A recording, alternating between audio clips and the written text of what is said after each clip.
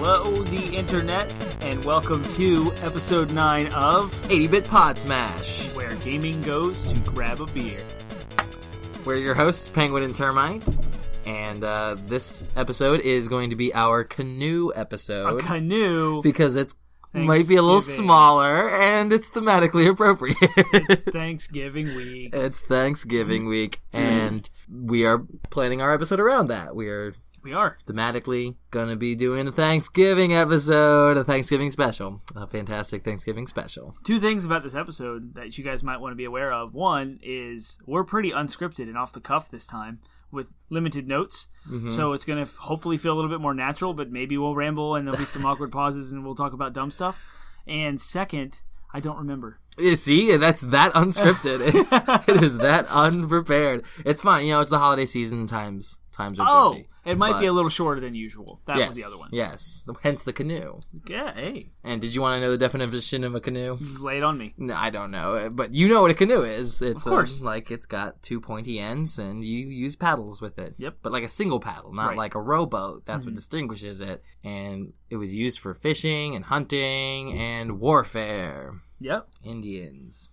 Well, Native Americans. And I guess they just carved them out of trees. You lay a tree on its side and just carve it out. I've seen videos before of people making canoes. It's woodworking is not something I have any interest in doing, but it's really fun to watch, like the sped up videos of people like taking sped up. Yeah, sped up, right? Exactly. You know, I wouldn't want to actually watch or do the process, but like the 2 hour at a time chunks of like people like speed their way through like sanding and forming a canoe. It's fascinating. I mean, if you were to do it from scratch, you'd cut the tree down and then you'd carve the wood into planks and then you'd like fuse the planks together using, I don't know if they would have used, I guess they probably wouldn't have used glue, maybe some other adhesive or maybe probably just nails or whatever. But then when you sand it down, it forms the shape. It's pretty interesting. At least maybe that's how they do it now. I don't know if they would have carved it out of the whole tree when they were Native Americans. Yeah, technology was a little less. But I don't know. Like, I mean, that's how they built ships, was they did it with planks altogether. So, who knows? I'm not a historian. Western culture was a little bit more advanced than the indigenous folks of North America. I don't know, man. If you've seen some of the history books of, like, the empires that were here before. The Maztecs and the Ayans. The smallpox wiped them out. It's pretty, they had, like, metropolises. I was actually listening to a Cracked podcast episode where they were talking about how, like, this whole two continents suffered basically what we would consider an apocalypse. Like, if 90% of the population in Europe or in America were to be decimated by a plague, like, that would be an apocalypse story. And that's literally what happened to the Native Americans. They had, like, 300 cities of, like, 300 million people. It's nuts. So, that's kind of a cool fact. Canoes. So, celebrate on this day with your friends and family, and just remember the genocide that was committed against an indigenous people. That didn't happen on Thanksgiving. I know. Come on. We learned how to eat corn and, get along with people that are of a different race and didn't speak the same language. That's what Thanksgiving's about. That's what it's about. It's not at all a corporate shill of the turkey industry. Oh, I wonder how many turkeys they make money on each year, how much they produce. The demand. It's like the Black Friday for grocery stores. Yeah. How do you cook your turkey? We throw it in the oven upside down so that all of the juice settles into the breasts, and we brine it for like almost 48 hours beforehand. It's ridiculously juicy. That sounds good. We cheat and we fry our turkey. My dad, because he was aware when we started to fry our turkeys, it was during that like year where it became really popular. But he, from the get-go, knew how dangerous it probably was going to be, and he'd like watch videos of people like burning down their garages. So my dad he literally built a tripod, like this like wooden tripod with a pulley system. Wow. And like a hook that goes into the guts of the turkey, and then we would lower the turkey into the deep fryer every year. Sometimes he lets me do it. It's glorious. It's like America. But instead of raising the flag, we're lowering the turkey. Yeah, I like it. It's literally one of my favorite things we do. And if you have never had a fried turkey, it's almost the exact same process that you mentioned, except you can do it in like 3 hours instead of 3 days. Yeah. And it results in just as juicy of a bird. We fried some turkeys in our backyard with some friends. Yeah. And we didn't have a tripod system, so we definitely dropped the turkey into boiling oil, really close. It was not dangerous at all, and no one got burned. Oh, good for them. Yeah, it tasted great. It yeah, awesome. it is the way to eat a turkey. I don't delicious. think I will ever go back. I'll steal my dad's tripod when if ever I choose. Don't want to build your own. You just host. want to steal your dad's. Yeah, no, isn't like benefiting from the work of your forefathers what the whole holiday's about. Sure. I'm getting like salty political You today, are. like for no reason, other at than to all. be a troll. Like half of what I'm saying, I don't even necessarily agree with. Remember when I warned you guys earlier about this being an unscripted episode? Sorry. All right, shall we move on to our DLC for the day?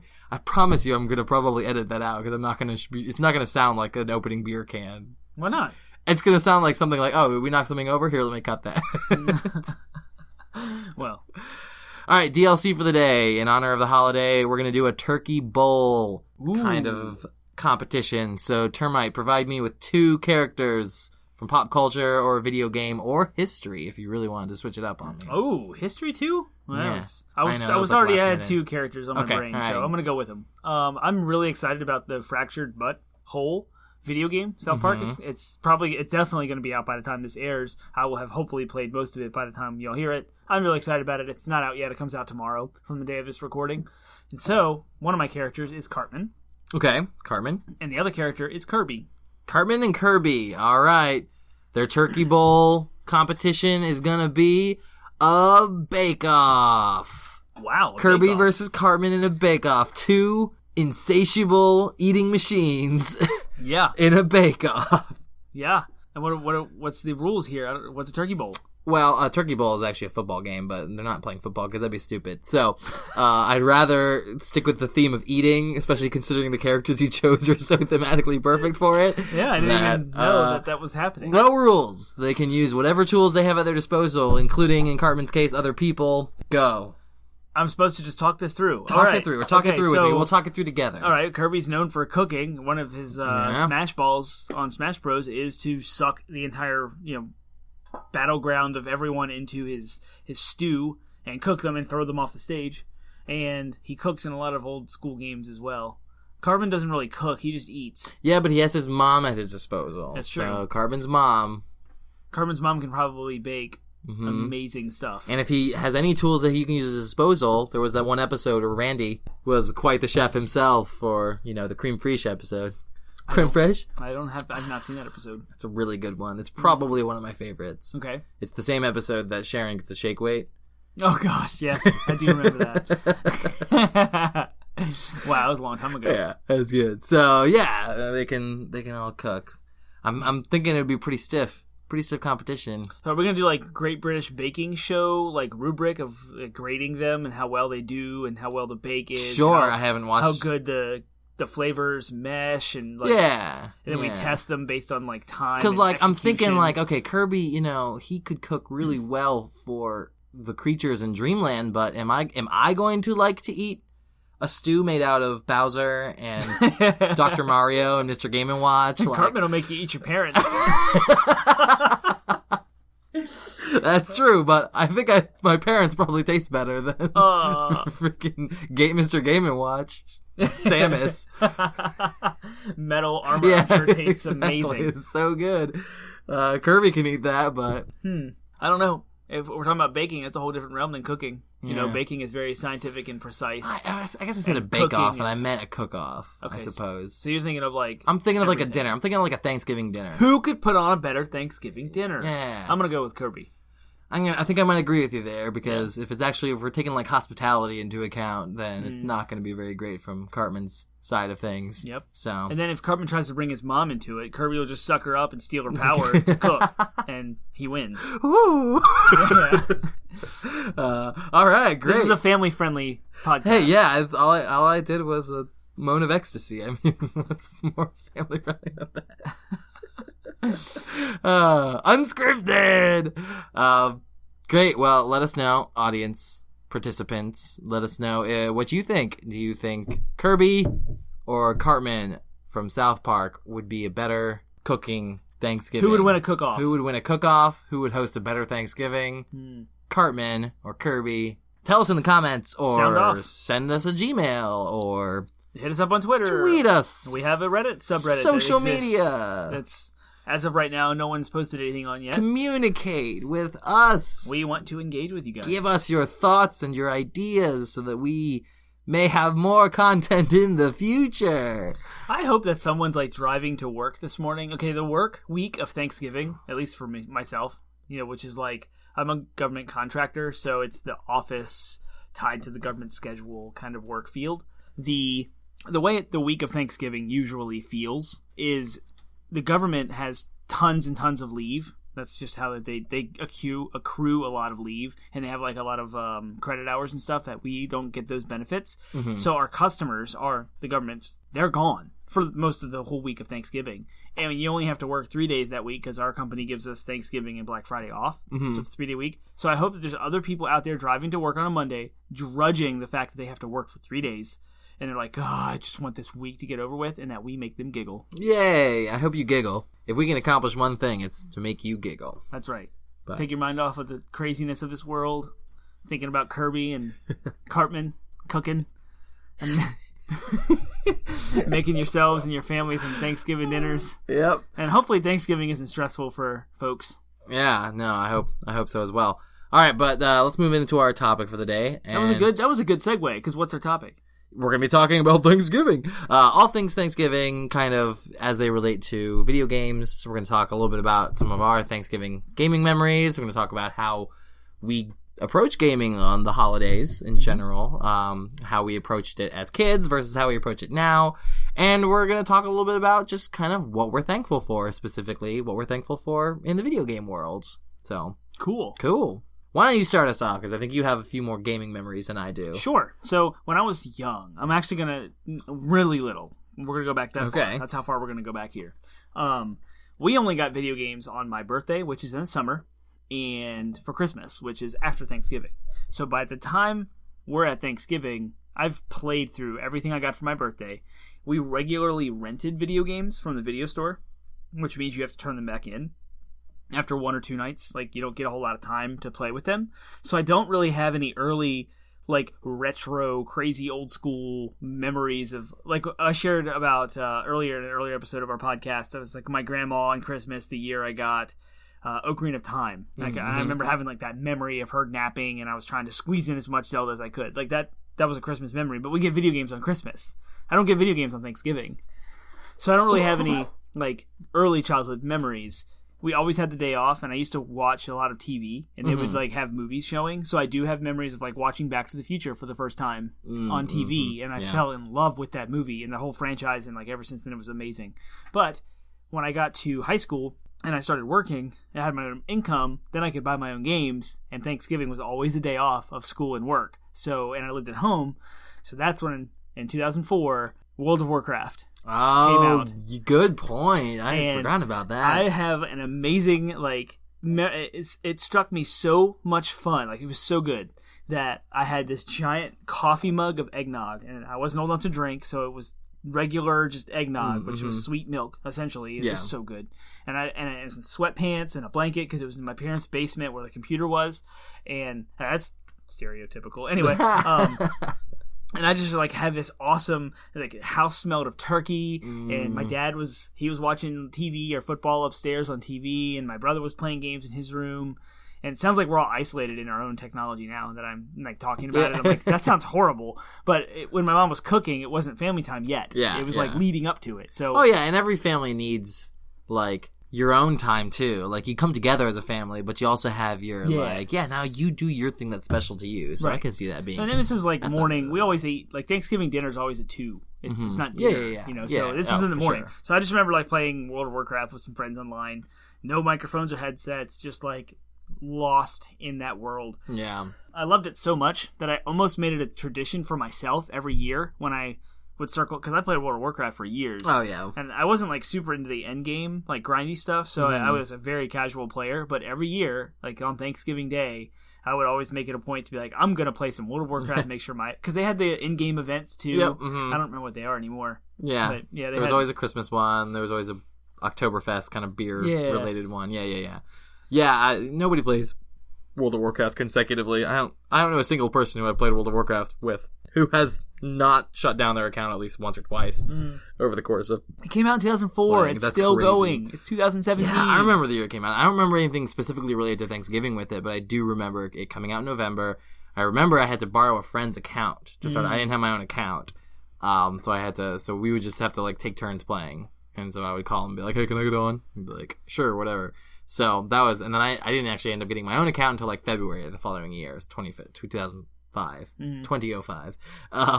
But yeah, I don't really have a lot of Thanksgiving memories, specifically because most years we would go to my grandma's house in North Carolina, and we'd spend like the 3-day weekend there.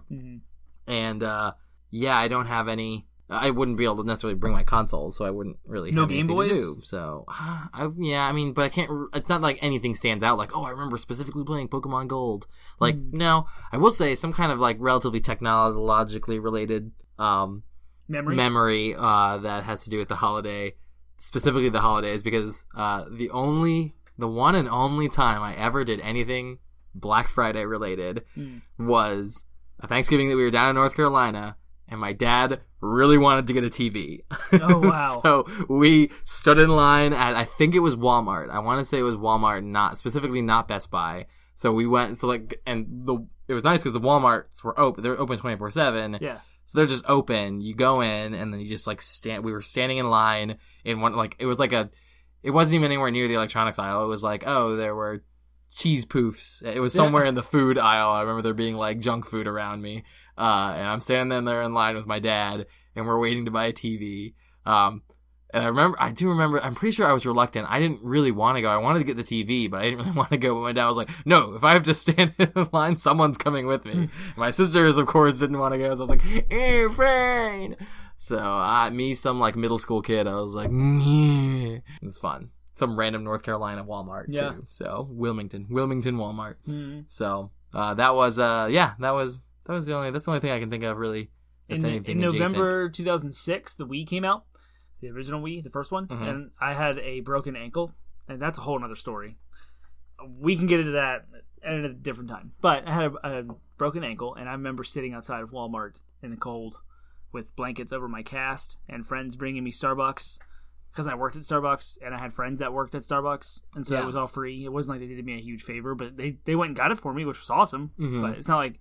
I say, get me Starbucks, and they went out and got me $5 drinks. No, but that's another fun Thanksgiving memory of playing Twilight Princess on the Wii around Thanksgiving time with a broken ankle. It was a couple years after that.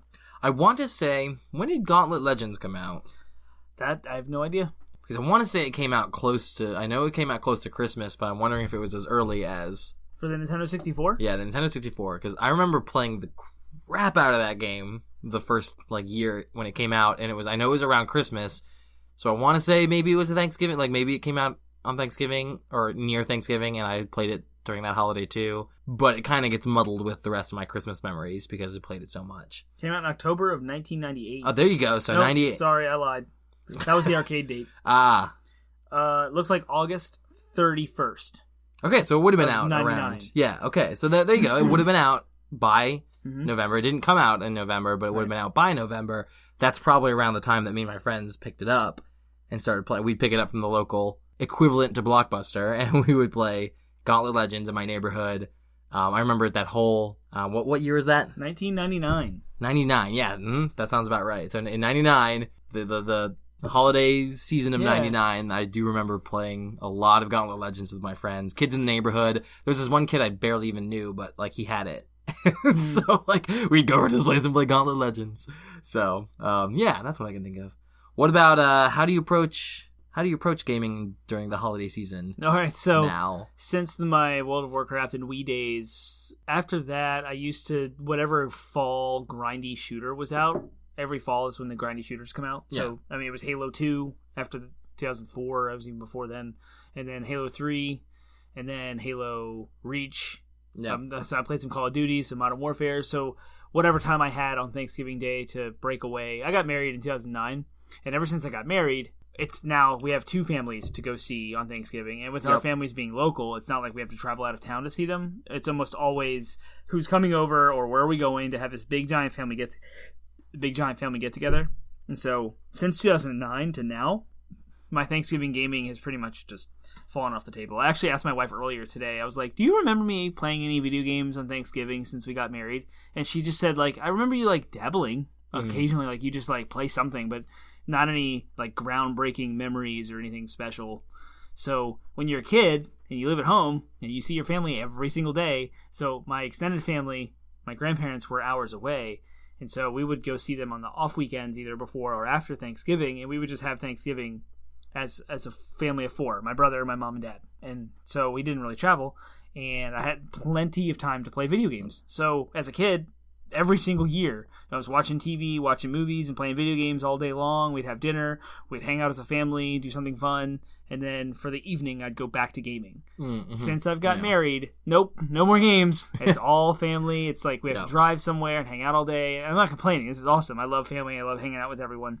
So I just don't have like a gaming like connection with Thanksgiving anymore. Yeah. Like for some reason with Christmas, I have like I do get a chance to play games more because I have more days off. I was gonna say it's more spread out. Yeah, for sure. With Thanksgiving, we just get Black Friday, and since I've had a son, which was 2 years ago, I don't really have like a free day to just take off and play games anymore. Yeah. So I have to be more deliberate with my game time, and I do usually get some because I'm not working, and so I just have some time off. Yeah, and we'll take some time off with the podcast, and you know we'll have enough episodes in advance so you guys will notice this, but we will. Yeah, I got a lot into recently. I've gotten into a lot of analog gaming, if you will, as you are well aware, Termite, my co-host and friend, we had a huge board game kick. Yes. A few years ago, and I just like bought like every freaking nerdy board game I could find that I wanted to play.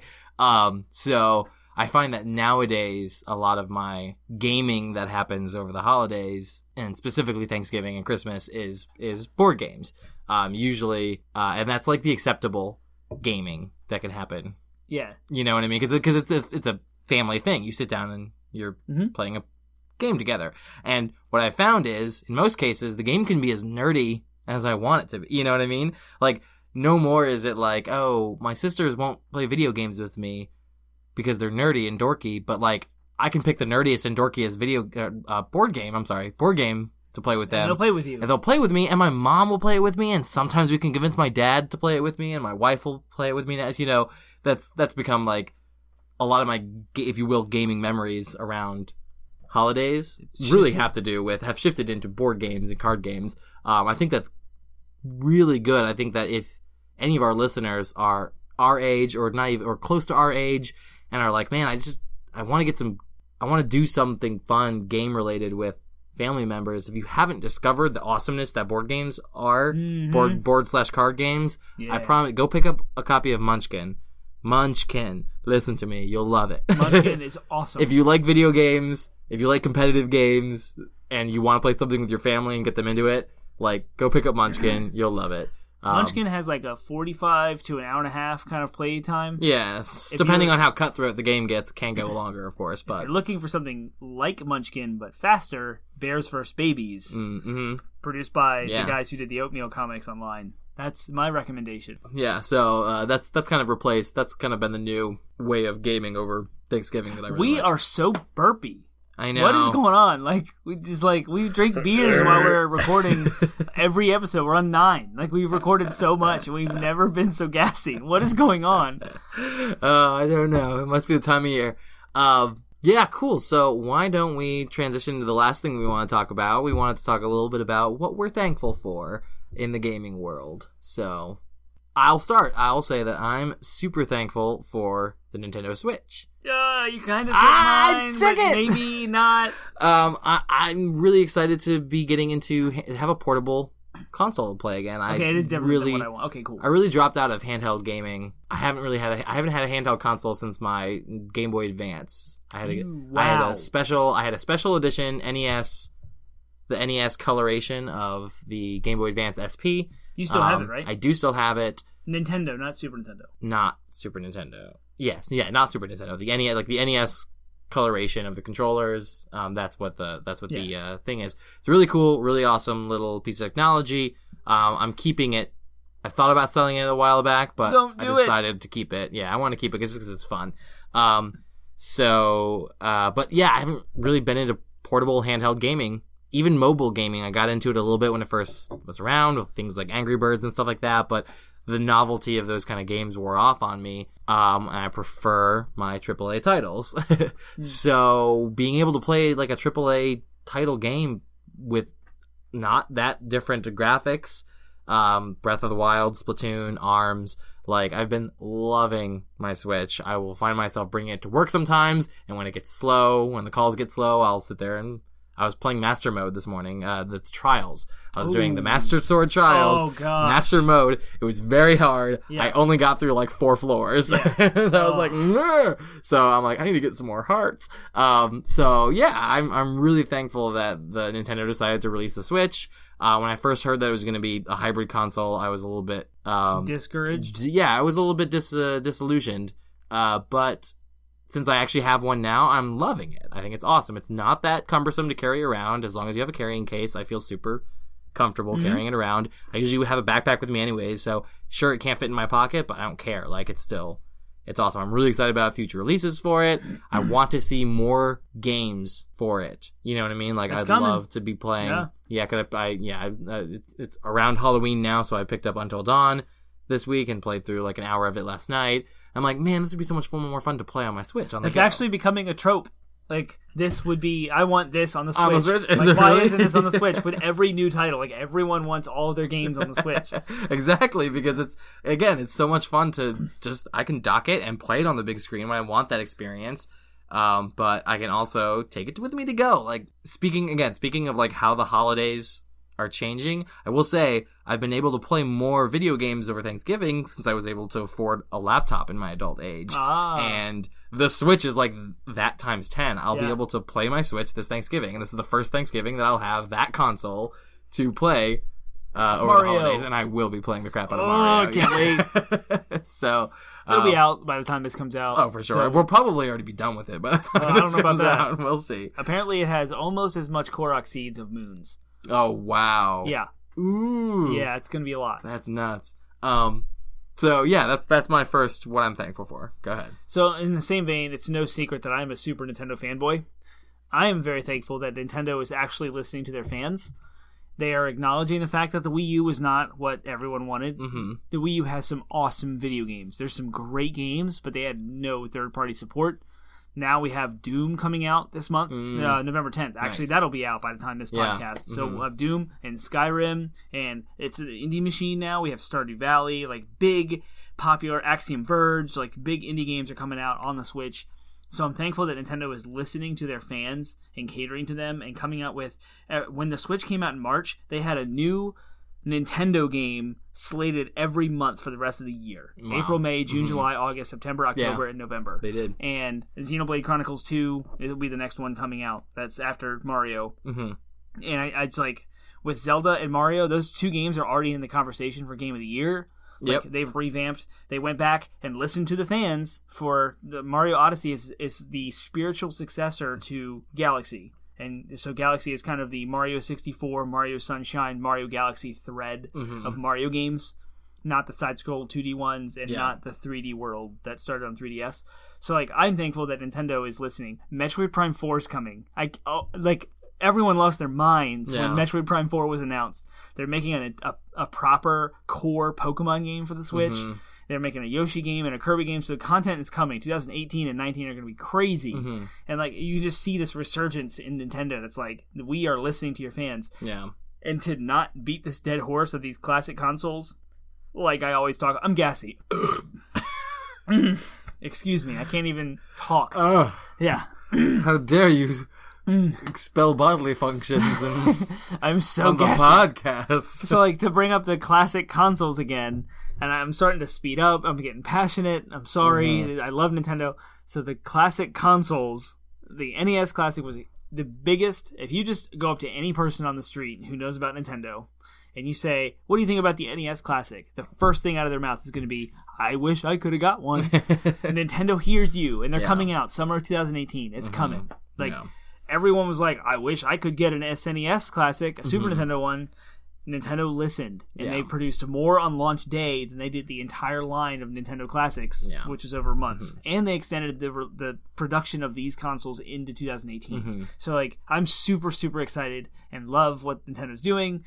I'm pumped. Like, I'm thankful for all that. Yeah, speaking of Nintendo, I will say that some other developers are doing this too, but I will say another thing I'm thankful for is I'm thankful for the developers and the producers that are not giving into the whole microtransaction loot box craze. Preach. So, like, for example, Ubisoft is kind of, are they in Assassin's Creed Origins? No. Okay, so Ubisoft, like... The controversy wrapped up in Assassin's Creed is the pre-order crap. different, yeah. But not loot boxes and microtransactions. As far as we know, it's just a season pass. Yeah, which, again, so, like, between that and Fractured But Whole, like... That's 2 games from a developer that I would have expected that from Ubisoft more than any other developer. If you rewind just a little bit, The Division came out, and The Division is very much like Destiny, which is like a game as a service, and they kept adding stuff to it. A prime title that would be like if you look at Ubisoft's games, Far Cry 5 is coming out. It's not going to have loot boxes, microtransactions, as far as we know yet. The Division would have had it, and it didn't. Yeah. So it seems like developers are listening. I think that there are some that are listening and understanding that. Nintendo is good about it. Blizzard's known for starting it, but they did it. But even though they started it, like, it's all cosmetic and in it's just Overwatch. Yeah, it's just exactly. There's a little bit of they could have taken. They could have they could have taken that model and they could have added it to all their games, and they could have made World of Warcraft Play to Win or Diablo. Like, that would have just been. I would have been really angry if they'd added it to Diablo. But, like, it's nice to know that even Blizzard's like, oh, yeah, we understand that if we're going to add it, it seems like if they're going to add it, they're going to do it just for cosmetics. Yeah. So, and it seems like that's the way to go. The way to go. And even I'll be honest, like, I love getting loot boxes in Overwatch because I know they're not going to have an effect on my gameplay. They're just like, oh, I want to get that really rare costume. So I have been playing the heck out of Overwatch this Halloween season because there's a Cthulhu... There's a Cthulhu Zenyatta skin that is awesome, and I want it so bad. It's freaking... He's one of the, like, most chill characters, and they made him, like, tentacly, and his little orbs are eyeballs, and I'm like, yes, that's what I want out of a Halloween skin. So I've been playing a lot of that to get that. Is it fair to be thankful for something somebody's not doing? I think absolutely. I'm thankful you're not doing this. Yes, you can absolutely be thankful. I'm thankful that you are not calling me mean names right now. So, like... Absolutely. Why would I do that? Well, that's exactly, like, I'm thankful. You can absolutely be thankful for because I was going to bring up the whole microtransaction loot box thing, and I'm thankful for Nintendo not doing that and keeping it out. But then I thought to myself in preparation, what little bit of preparation we had for this episode, that maybe I shouldn't talk about what I'm thankful that somebody's not doing, and actually be thankful for what you do. No, be thankful for something that someone's not doing. That's great. You should be thankful every day that someone's not murdering you. I am. Yeah. Me too. Yeah. For the restraint of evil in the world. Sure. I am thankful for it. Huzzah! Anything else off the top of your head that you can think about that you're thankful for? I'm thankful for you, Penguin. Aww. You know, we're starting this podcast. We're doing our passion project together. We're having a blast. We're out there every week, whether you guys like it or not. We're talking. You guys listen. You soak it up. You laugh and giggle a little bit. Yeah. But, you know... Penguin and Termite. This is pretty awesome. Yeah. So I'm thankful for this podcast. Me too. I'm thankful for you listeners. I'm thankful for the few of you that are out there, although who knows, by the time this releases, we probably have already blown up, and, you know, the entire blogosphere is... We're amazing. We're taking over the internet week by week. So, for sure, thankful for however many of you that are listening out there, please. Keep listening. And I'm thankful that you are going to give us all your ideas and that you are going to hold us accountable to making more and more content that you can enjoy. So, yeah, it's really weird talking about what we're thankful for in the middle of October. Because in my mindset, I'm like, ooh, it's spooky Halloween time. It's time to talk about dark things. But we're like, I'm thankful. I want a turkey now. I wonder if that's weird. Halloween is derived from the Latin American holiday of the Day of the Dead, right? No, it's primarily derived from Samhain. It's like it's a festival of Samhain. I want to say it was a European festival of some kind where they would, like, basically the whole trick-or-treating and everything, that was, like, they dress up in masks in order to... There was this demon that they were... Like, the whole holiday is about preventing the arrival of some demonic entity called Samhain. So it's the Festival of Samhain. Look it up. It's really interesting because all of the jack-o'-lanterns... So you go through all that darkness, and you're just sad and depressed, and then you're like, man... What am I thankful for? And then it just so happens that we had these Spaniards and other Europeans from Portugal coming across the ocean that met these indigenous people and decided to shake hands and exchange culture. And was it FDR who made Thanksgiving a national holiday? It was probably a political stunt. There was some politician that Thanksgiving the way we know it exists because one of our presidents was like, and now a national day of thanks. Yeah. Huh. I wonder if that's tied together. Halloween, sadness. We need to be thankful. And we need to be thankful. And then it's Christmas. Yeah. I mean, holidays are weird, man. They are. They are weird. In our culture. Yeah. But that's what this podcast is about, right? Culture. Weird. Interesting. All right, guys. Well, that's, I think, our show for today. Again, we'll do the whole song and dance. We're on Twitter. We're on Facebook. We're on Reddit. We're on YouTube. Gmail. There's a million avenues for you guys to comment. Yes, please respond, let us know. Argue, debate. Please tell us your be nice to each other. Thanksgiving memories. If you have a game that you play every Thanksgiving, tell us what that is so we can play it and enjoy it too, and then talk about it. Yeah. If you have particular memories of things that you did, talk about some analog games. We love board games. If you know a particular board game out there that you play with your family every year and love it, please do you say analog games as in, like, not digital? Yes. So you just say the opposite? Yeah. Because the fact that a board game is analog, it sounds really weird to me. And I'm just curious if there's actually a thing behind it or if it's just the opposite of digital. Oh, it's a thing. People refer to things as analog really? all the time. Yeah, it's a thing. I've heard it. Especially being more in IT, I hear about that kind of thing all the time. I know about analog music, like vinyl records. Mm-hmm. And the actual grooves on the record produce the sound. Analog game is more accessible than... It's more, inclusive than if you say board game, it leaves out card games like Munchkin. But when you think of card, when I say card game, you think of like, oh, I've got a deck of cards and we're playing poker. Right, but Dominion. But like, all these games that have like they're played by cards. Bonanza. They're not board games. They're card games. I like to call them analog games. All right, like an all-encompassing term. We're gonna have an analog episode. Ooh, I want to have an analog. We're going episode. analog, guys. We're going analog. Yeah, Penguin and Termite go analog. Ooh. It'll be fun. I like it. But yeah, so give us ideas, give us your thoughts, find us, like us, subscribe. We're a brand new baby podcast, so we count on you to make us what we are destined to be. That's right. Yeah, it's like a good theological lesson there. That like we count on you. We chose you. No, never mind. I don't know what you're the whole doing. Thing's broken down. I'll stop. Sorry. All right, guys. This has been a 80-bit Podsmash. We are Penguin and Termite. Signing out. Happy Thanksgiving! Whee! Oh!